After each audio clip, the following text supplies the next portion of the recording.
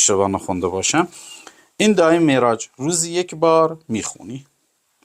شما روزی یک بار باید دعای معراج رو بخونید. دعای معراج منظورم همون دعایی که اولش گفته میشه یا سید یا سند یا سید یا سمد یا من له المستند اجعل لی فرجا و مخرجا فیها مما انا فیه، همین چیزه، اشتباه نخونده باشم. این دعای معراج روزی یک بار میخونی. تا چه روز؟ یک. مورد دوم، ذکری داره که باید روزی 33 بار بگی.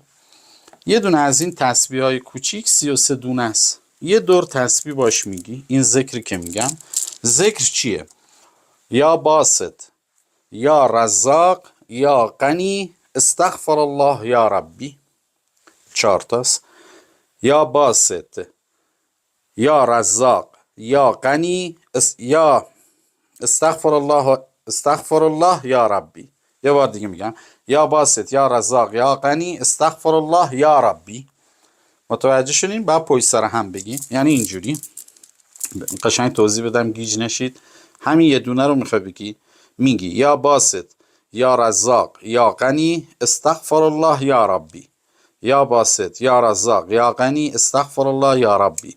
یا باسط، یا رزاق، یا غنی، استغفر الله یا ربی. یا باسط، یا رزاق، یا غنی، استغفر الله یا ربی.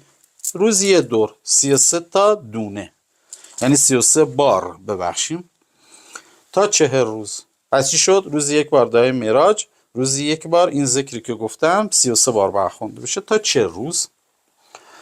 توی این 40 روز تنها خواهشی که دارم، اونایی که میتونن هر روز، اونایی که نمیتونن حداقل هفته یه بار یا 2 بار رد مظالم باید بدین. این جزء چله است ها. رد مظالم 5000 تومان پول میدی به یه مستمند، تو دل خودت میگی این به نیت رد مظالم خودم پولو میدی.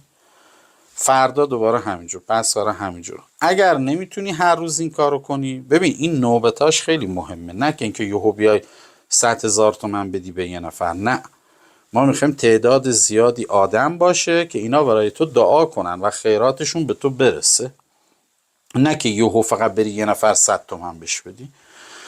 اگه هر روز نمیتونی، مبلغ مشخصی هم نداره، میتونی 1000 تومان بدی، میتونی 50,000 تومان به نفری بدی، فرقی نمیکنه. ببخشید. پس یا هر روز یا هفته 2 بار رد مظالم باید بدی.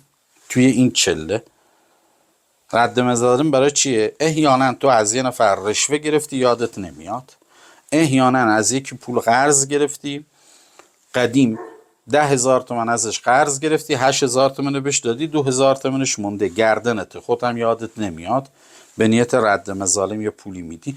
همه این کارماهای اینجوری تو صاف میکنی. پس توی این چله رد مظالم بسیار بسیار مهمه. یا هر روز یا هفته 2 بار یا هفته یه بار حداقل این رد مظالمه باید داده بشه. این از این تموم شد و رفت. تا 40 روزتون تموم شه. بعد از این که چلتون تموم شد یه کرامت باید پرداخت کنی. این دیگه رد مظالم نیست، صدقه و این چیزا نیست، کرامته. یه مبلغ پولی، هم 5,000 تومان، 5,000 تومان میدی به یه مستمند، توی دلت میگی بابت چله رزق و روز، افزایش رزق و روزی که گرفتم، یا این چله‌ای که تموم کردم، نمیخوام اسم بیاری، این 5,000 تومان رو میدی به مستمند. این کرامت چله تونه. بعد از این که تموم شد برای تعادل انرژی این چله است. ببینید این چله سعی کنید هر روز دعای معراج دیگه چله است. چرا میگیم چله؟ چون شما باید هر روز دعای ذکر و دعای معراج رو بگی. اسم چله روش اومده. نیت کردی اولین روز، نیت کردی. نیت چی بود؟